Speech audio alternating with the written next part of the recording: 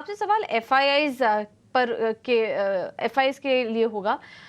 हमने काफ़ी बड़ी बिकवाली देखी उनके तरफ से और पूरे हफ्ते हमने देखा, इनफैक्ट काफ़ी महीनों से हम देख रहे हैं कि एफआईआईज थोड़ा दूरी हैं भारतीय बाजारों से। अब क्योंकि सारे इवेंट्स कंप्लीट हो चुके हैं, नई सरकार को लेकर क्लैरिटी बन चुकी है, क्या अगला हफ्ता आपको लग रहा है कि एफआईआईज की वापसी होते हुए दिखाई देगी?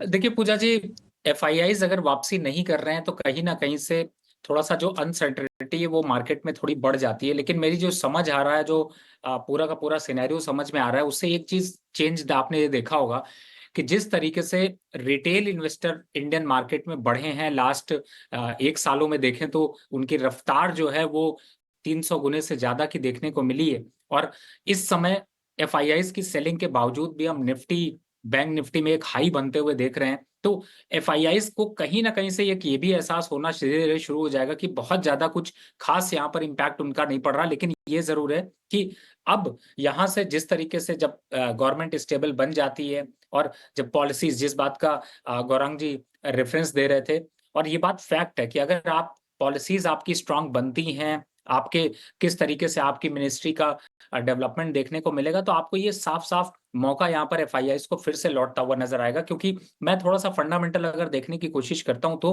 वो कॉन्फिडेंस अब जहां जो मझधार जो पोजीशन अभी भारत की थी, जहां पर कसमकस चल रही थी, आपने उतार और चढ़ाव दोनों देखे बिकॉज ऑफ इलेक्शन, उसकी बारी अब यूएस की आने वाली है। यूरोजोन की सिचुएशन में बहुत ज्यादा कुछ डेवलपमेंट नहीं देखने को मिला। और ओवरऑल अगर देखते हो तो फंडामेंटल स्ट्रक्चर पे यहाँ की पॉलिसी काफी इंपॉर्टेंट होगी। तो फंड तो वापस रिकवर करेगा, वापस से एफआईआईज का रुझान बढ़ेगा, लेकिन ये डिपेंड करता है कि आगे की पॉलिसीज क्या होंगी और उस पर। लेकिन मुझे ये जरूर एक्सपेक्टेशन है कि एक बार एफआईआईज अब वापस से यहाँ से रिवर्सल लेते हुए नजर आएंगे, यानी कि वापस उनका बाइंग मोमेंटम लौट सकता है।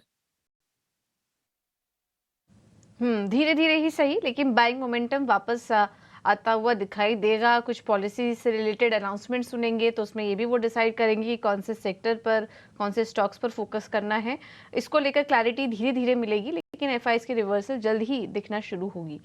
चलिए अब क्विकली अपने गेस्ट से रिकमेंडेशन भी ले लेते हैं। गौरांग जी, आपकी राय क्या बन रही है? क्या रिकमेंड करेंगे आज के लिए आप? वो दो